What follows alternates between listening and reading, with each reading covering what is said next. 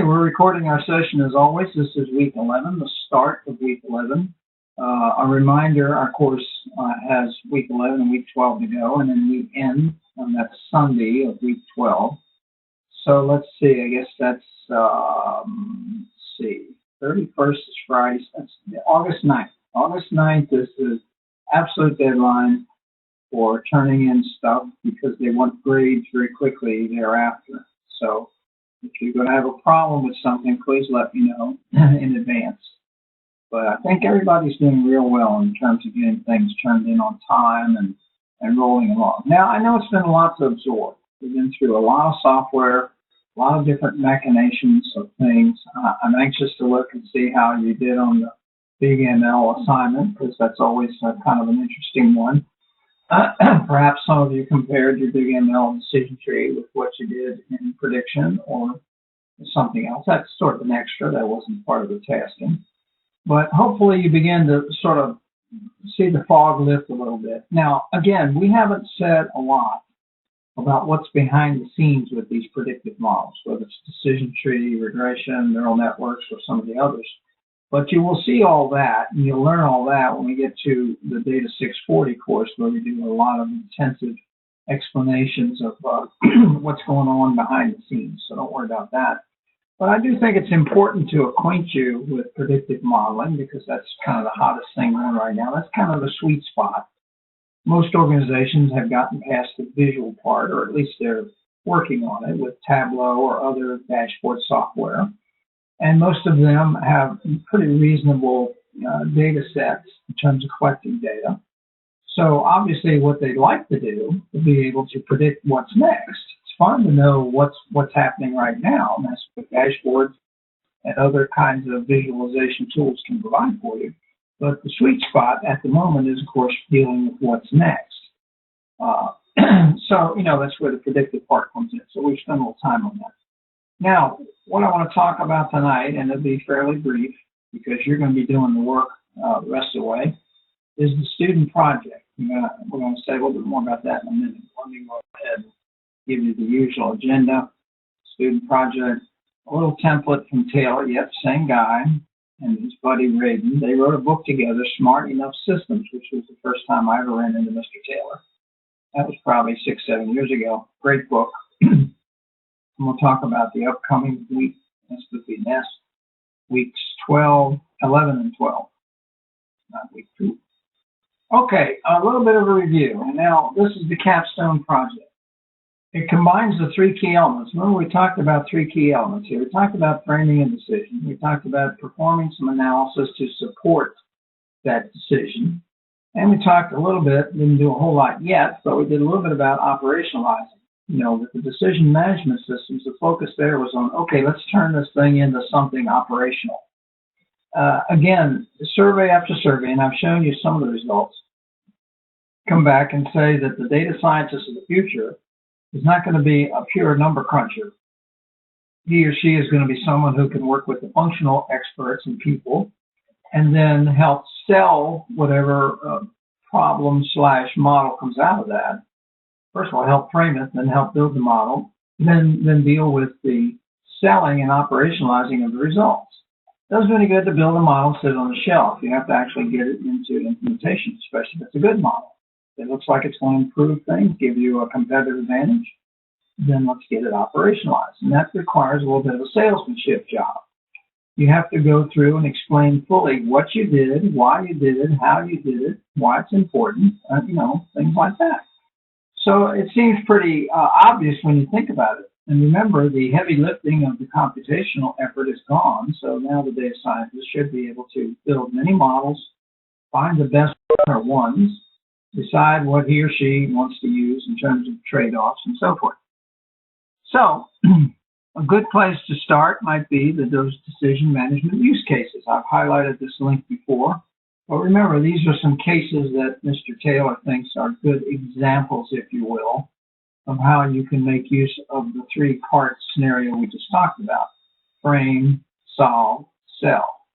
Okay, so this is a good place to review these if you haven't looked at them recently.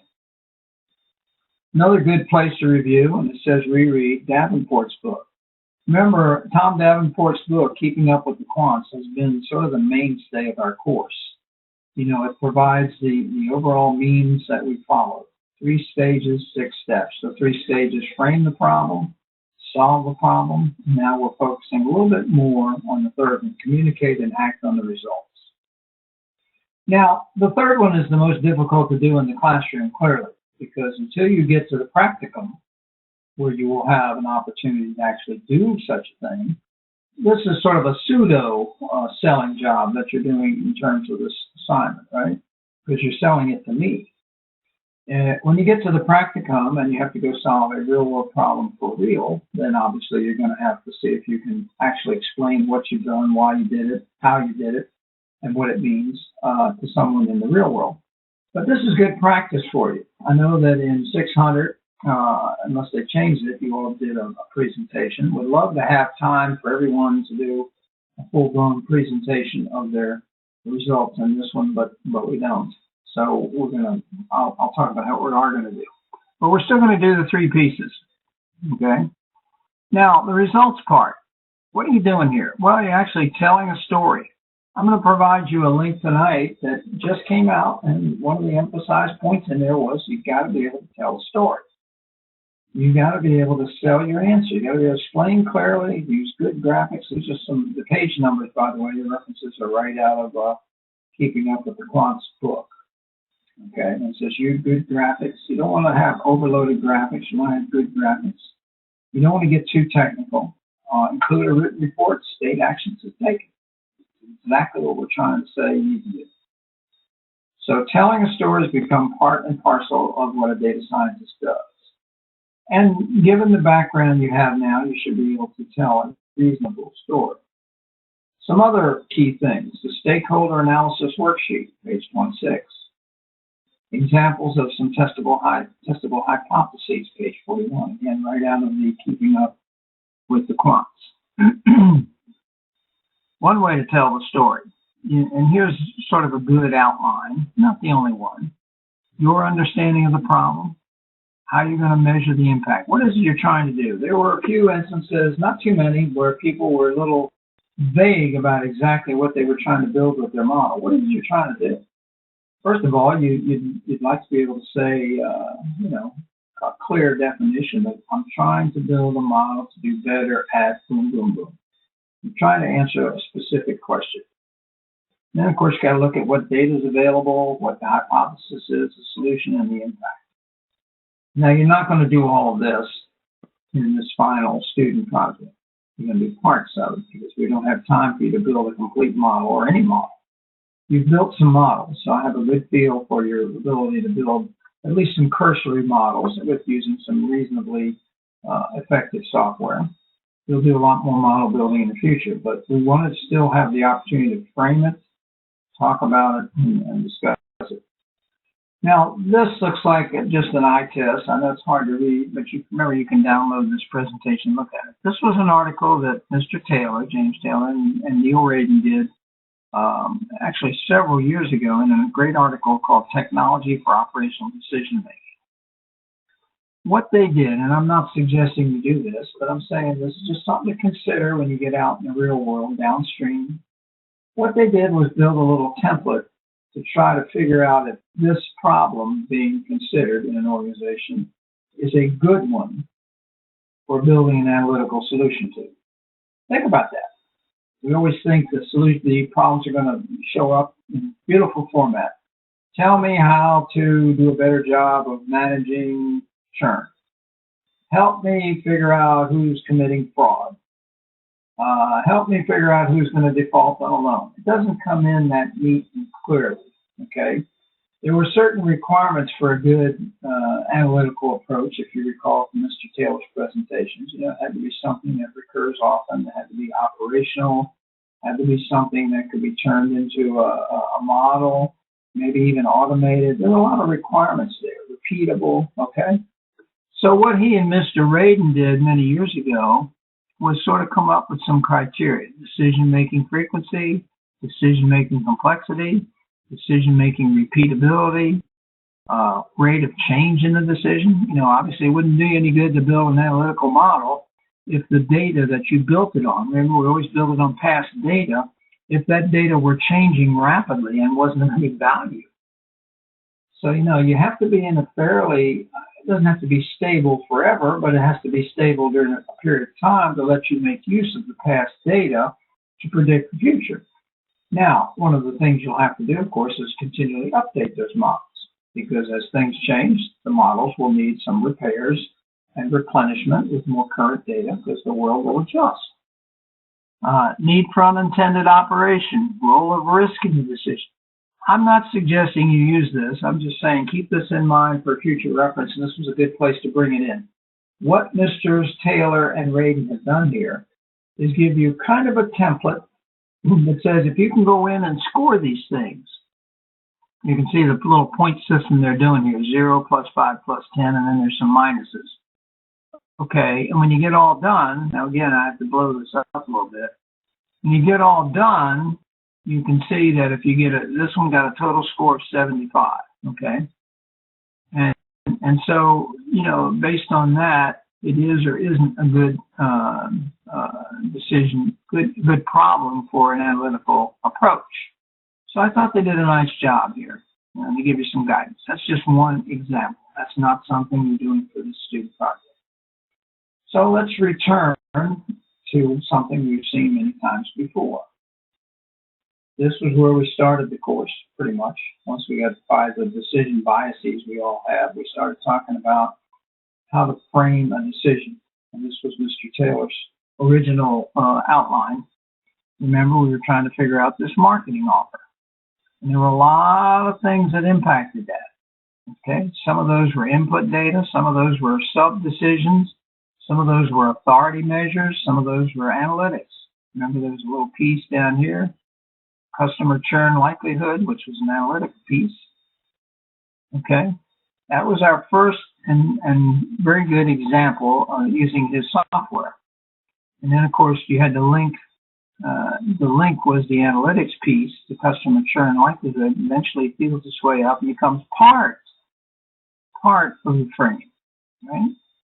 So now it should be easy using something like this, relatively easy, to explain to the boss, hey, here's what we're going to do. We're going to figure out what kind of marketing offers we should give to people who are likely to churn. Now, how are we going to figure out their likelihood of churning? Well, we got an analytic piece here. What else are we going to have to worry about? What marketing offers do we have? Are they eligible? What do we think the customer's propensity to accept? How has she or they done in the past? Marketing know-how and so forth. Determine the offer value. We don't want to offer somebody $1,000 to stay if we're only going to make $50 on them, and so forth. That was all part of that framing. We're revisiting that.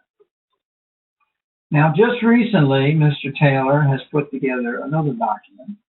This one's called, down here at the bottom, Framing Analytic Requirements. In fact, I've got that open, and I'm going to switch over to it right now. This is it. And I've actually posted this in the classroom under the week 11 area, along with the presentation. It's called Framing Analytic Requirements. Okay. And you go down here, I'm going to get to the key page. A little bit of background, blah, blah, blah, how important it is. Let me get to this example. Now, this is a different example. Let me get back to this example is whether we want to hold or sell a distressed mortgage. This goes back to one of the first neural networks I ever saw employed. It was a bank. They had figured out a way using a predictive model, in this case it was a neural network model, which of the mortgages they were holding were more likely to default. Now, what did they do with those? Well, they packaged them up along with some ones that were not likely and sold them. Banks do that all the time. They need money or they want cash, and they sell mortgages to banks that have cash and would like mortgages. So instead of maybe 1 or 2% of the package of mortgages being bad, maybe 10% were bad. And of course, the other banks didn't know that because these were not obvious. If this were obvious, you wouldn't need a model, right? So it was one of the very interesting. Now, I won't say the name of the bank, but they were selling these mortgages and packaging them.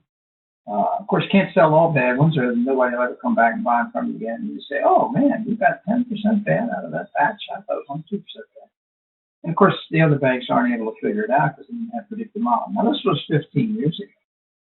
Now, I think virtually all banks and all will be using some sort of predictive model. Anyway, that's a little sidebar. So the decision was whether to hold or sell a distressed mortgage. Now, what's the link? Well, it's this analytic link right down here. Okay. Now, if you go back to the article, the white paper, actually, again, of the hold or sell, he walks you through, again, talking about this. He talks about his software a little bit. You will notice at the bottom, the credit source, University of Maryland, University College. Yay, that's us in Decision First Modeler. Okay. So this is something that Mr. Taylor and I sort of worked on a little bit together. So, okay, here's the steps. You know, we're up to about page 4 here. Frame the analytic requirements. What does it do? We all know about that. We've been through all that. Structure, transparency, buy-in, standardizes.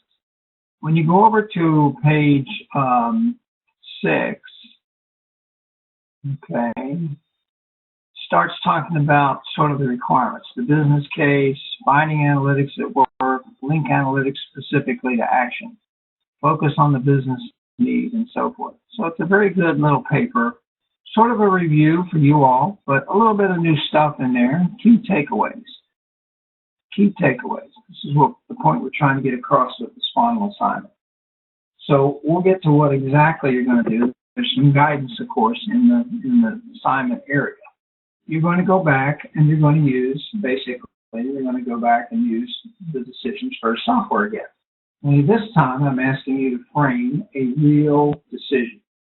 Now, you may have to stress a little over that and think about that, but it doesn't have to be a mega decision like whether how to feed the hungry in the world or anything. It can be something fairly minor. Maybe there's something in your organization where you've been trying to make a decision where you can see that there's an analytics piece that could be supported in helping determine that. That's the key.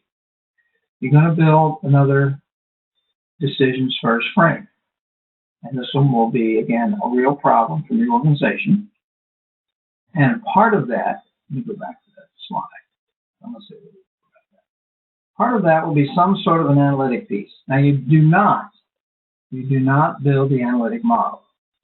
You may want to spend a half a page to 3/4 of a page explaining why a predictive model would be useful, or why a dashboard would be the way to go, or why a clustering model would be good.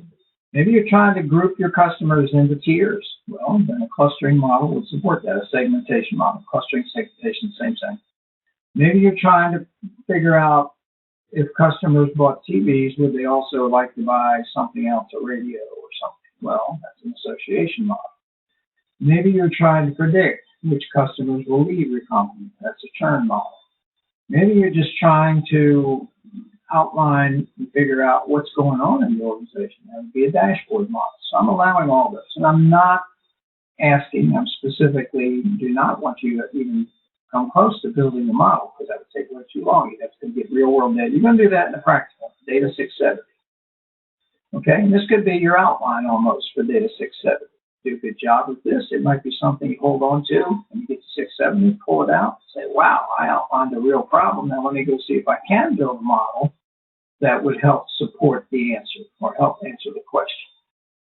Okay, so you're going back to the future, in the sense you're going to go back to Decisions First, this time on an individual basis, not a group basis. You're going to use that software again. So hopefully the half-life on it is more than just a couple of weeks. You're going to build another decision analytics model. Okay, and this time you will put a little piece in on what kind of an analytic model would you suggest would support the decision. Okay, and then fill in these other pieces as best you can. There's a limited amount of time, so I understand you're not going to be able to go research everything, but just like you did for the assignment 1, you understand the software now. Be sure when you go in and create your model, you either use your initials or something, because we don't want to get people confused about which pieces belong to which. So I would use your model. If you have any questions about how the software works, go back and revisit some of those tutorials. If you have specific questions, we do have the support link at decisions first, where they answer the questions very promptly. So again, build this out and think about it. What would I do if this were a real, assuming this is a real problem? Where would I get the information? Would I have to go to Mary or Harry, or are there company regs I'd have to think about? Are there sub-decisions I'd have to make before I could deal with the top-line decision? Is there what would be the analytic piece that would support some of this? Again, the analytic piece doesn't make the decision, but it's certainly supportive of the decision. So this is a tough one, because as I said when we had week one, the 5 E's of the course, I try to keep you engaged. I try to educate you. I try to give you examples. I try to make sure I always have some empathy, because I realize you all are out there working full time. And the 5th E is to empower you. I said at the time the 5th E is the most difficult, because what I'd like everyone to do is leave this course ready to roll, ready to build models, ready to sell models, ready to frame problems. That's kind of tough. It comes with experience. So this is your first opportunity to take a shot at that. And my expectations are tempered to that degree. I understand there's a limited amount of time, and this won't be a fully fleshed out frame, but it will be reasonable for the kind of problem you're doing. Think about the kinds of things you would need for a real problem in your organization, or an organization with which you are familiar. Maybe it's an organization you deal with as a social event, or a hobby, or a charitable thing. Maybe you lead the Girl Scout troop. Maybe you are involved in a church. Maybe you volunteer at the Salvation Army. Anything, any organization with which you're familiar, you can frame a decision and talk about an analytic piece and put in some of these other pieces as best you are able to over the next limited amount of time. So let me say a little bit more about analytics. That's sort of the outline of the student project, and that will be due, of course, on the last day of the course. So you've got 2 full weeks to work on that. Let me say a little bit about some other things here related to this. This was a great article, Why Analytics, what's called Why IT Fumbles Analytics.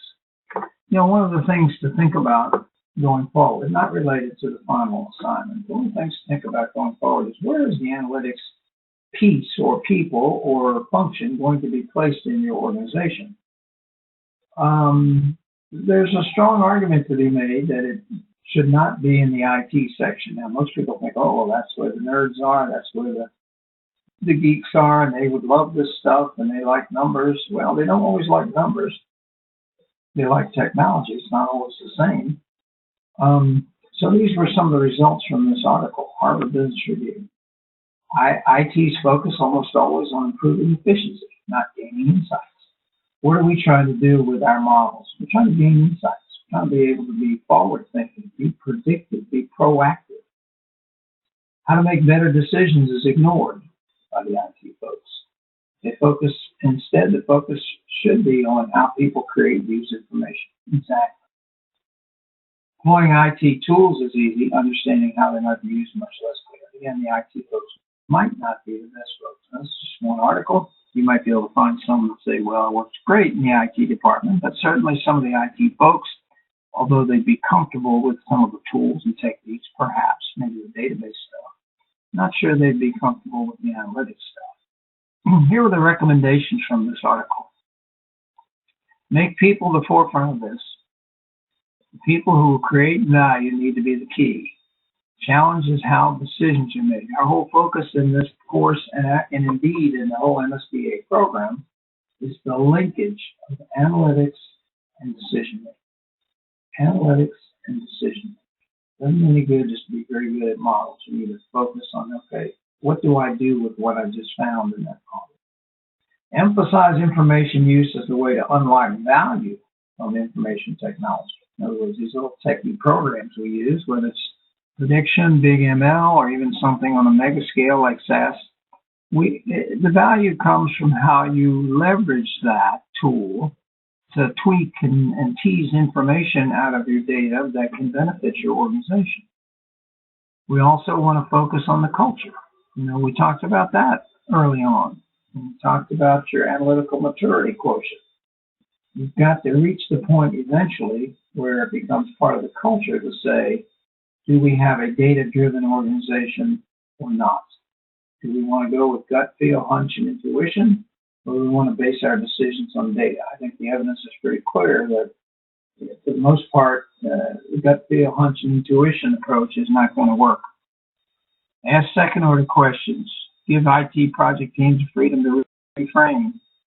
Equip project teams with cognitive and behavioral scientists. How about that? Help teams with how to frame questions. Wow. How to collect and draw on data and focus on decision making. Couldn't have written this article better myself. I didn't write it, but I like it a lot. Focus on learning. Promote a culture of information sharing. Expose your biases, assumptions, and blind spots. We all know that we all have them now. We can mitigate them, but we can't eliminate them totally. So we got to continue to remind ourselves, oops, I'm falling into an anchoring bias. Oops, I'm falling into a confirmation bias.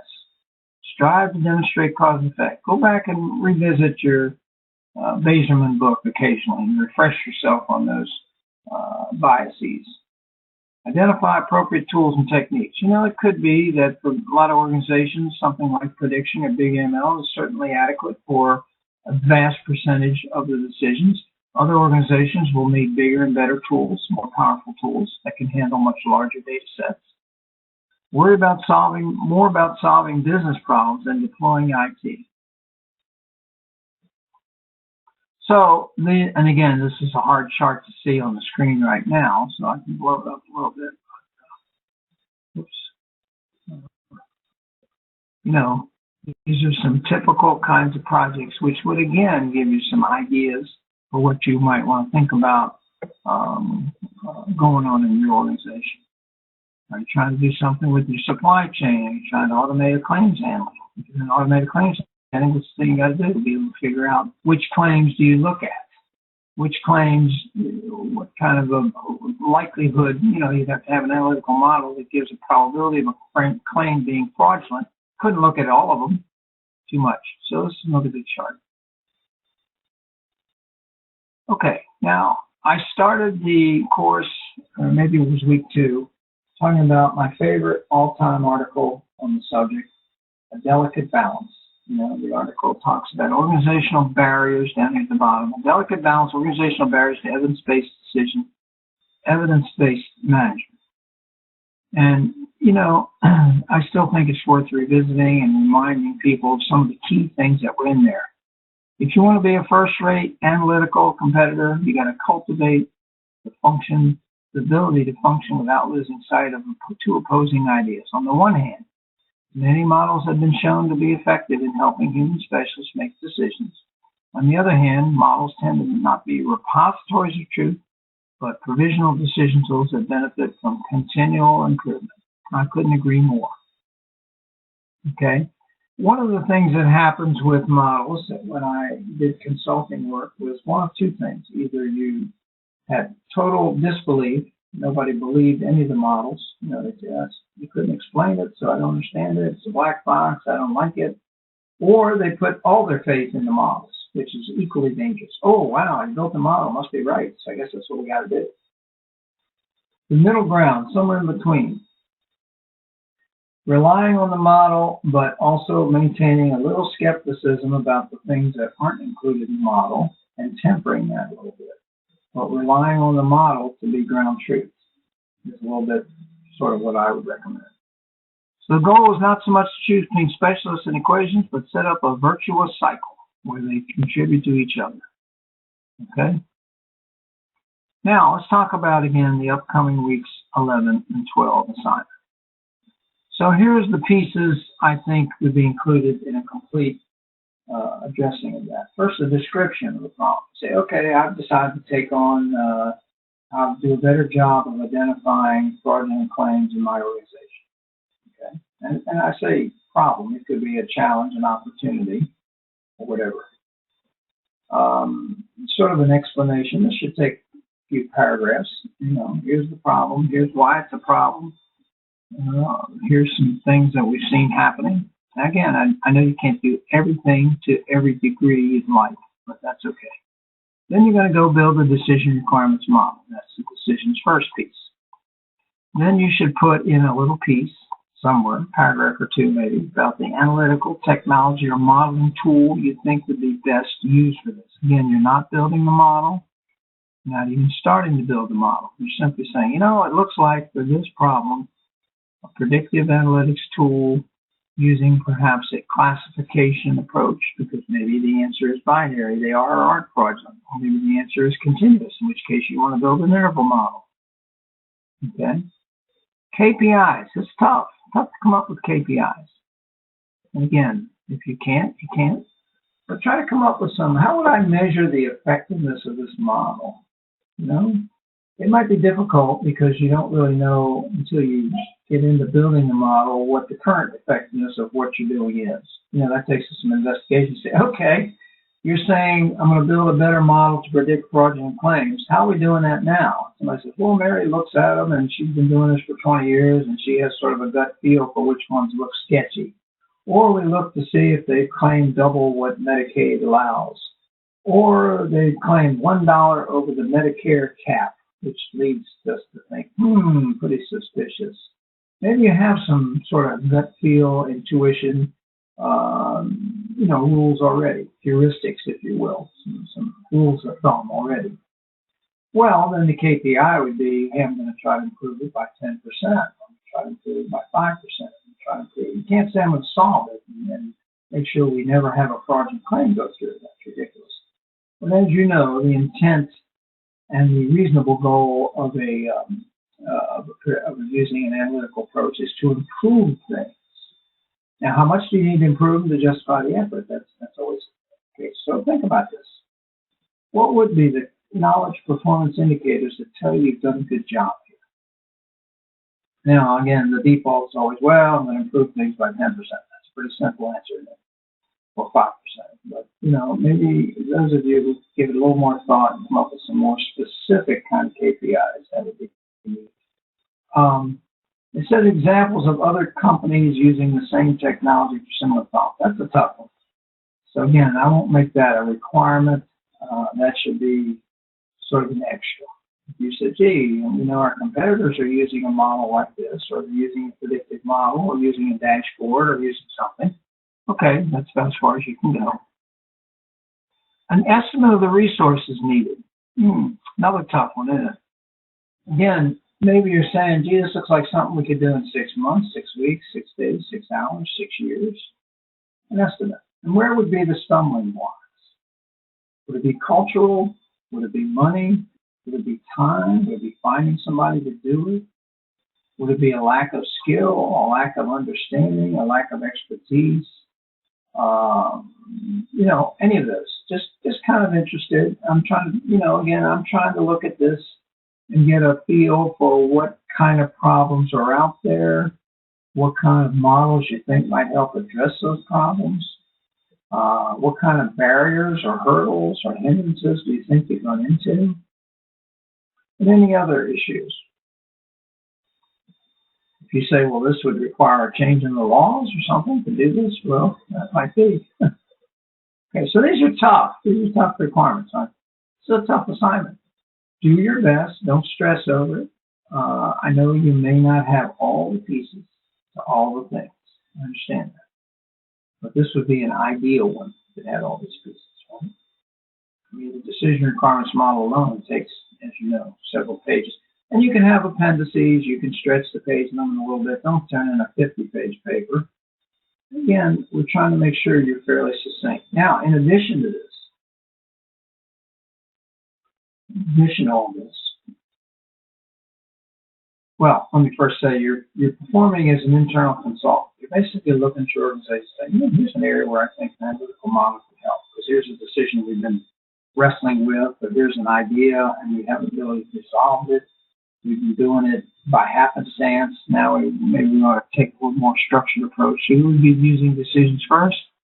You'll have to include, as I said, an analytical aspect. It doesn't have to be detailed. You can say, I think this tool or this model or this approach would help. You're going to provide the written report, which the pieces I just articulated, but you're also going to provide a not scripted, but an audio presentation. Now, most people do that with PowerPoint. 5 to 7 slides. Okay, 5 to 7 slides, no more. And record your voice. You know, PowerPoint has that capability. Don't try to get too fancy.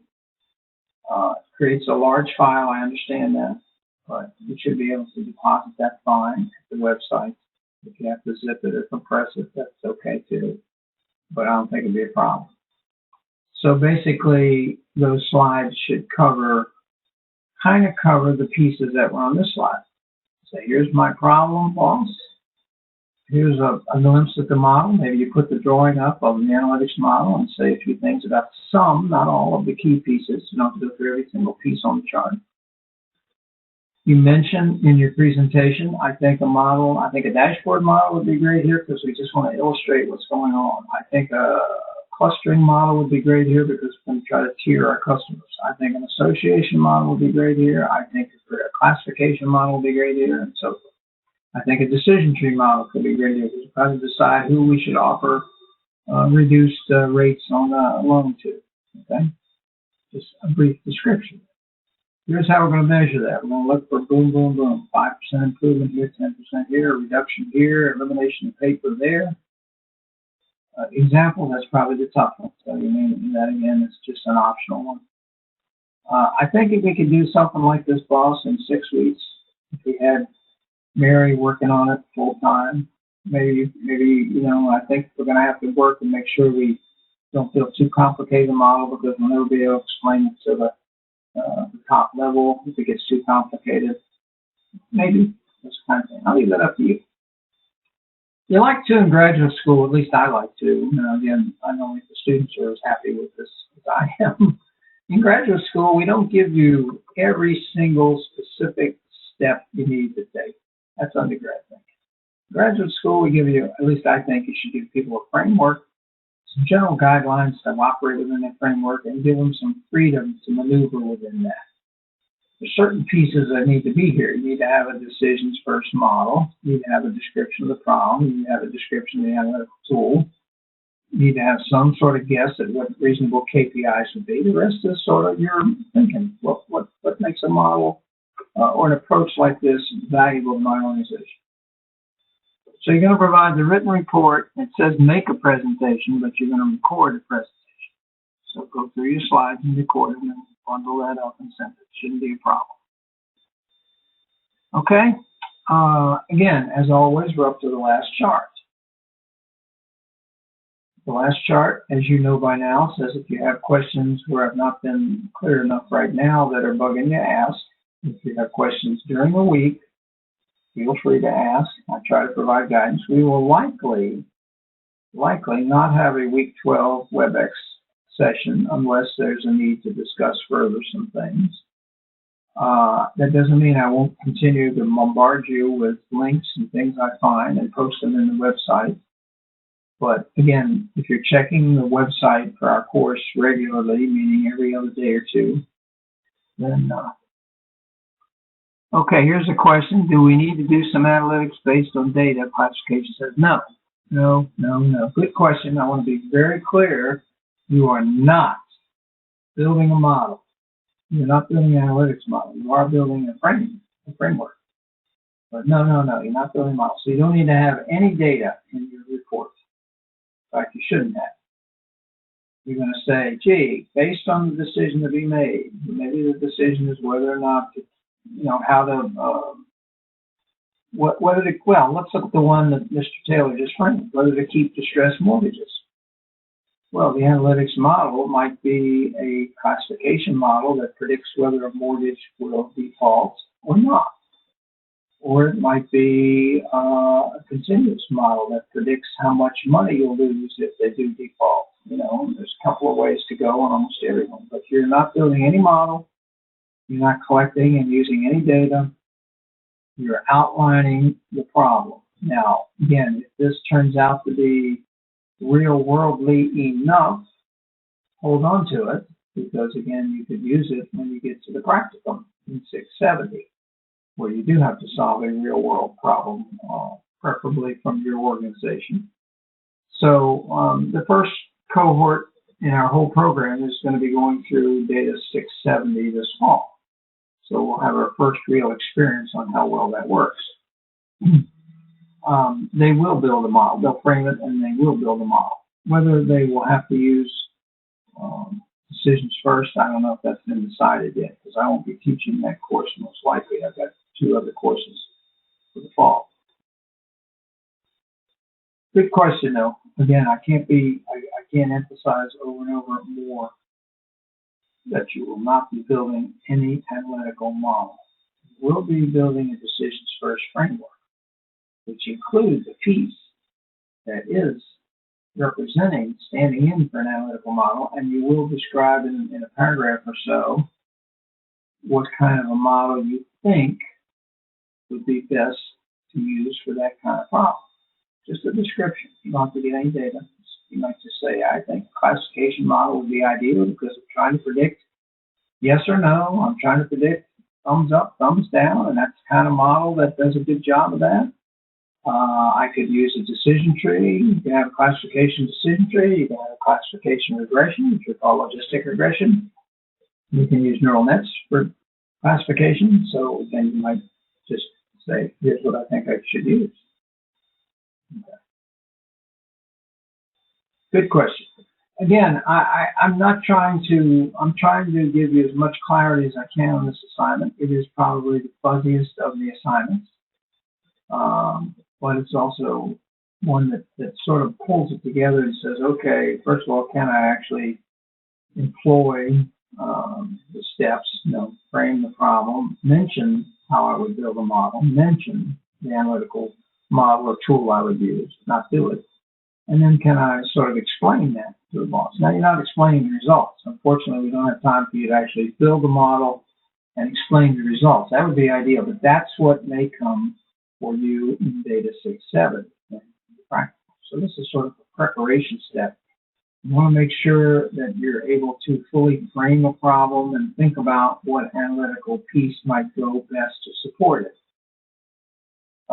You'll be now going down in the weeds a little bit in 620, 630, 640, 650, dealing with specific topics. But it all comes back to this. It all comes back to, can I frame a problem, solve a problem, sell/implement the solution?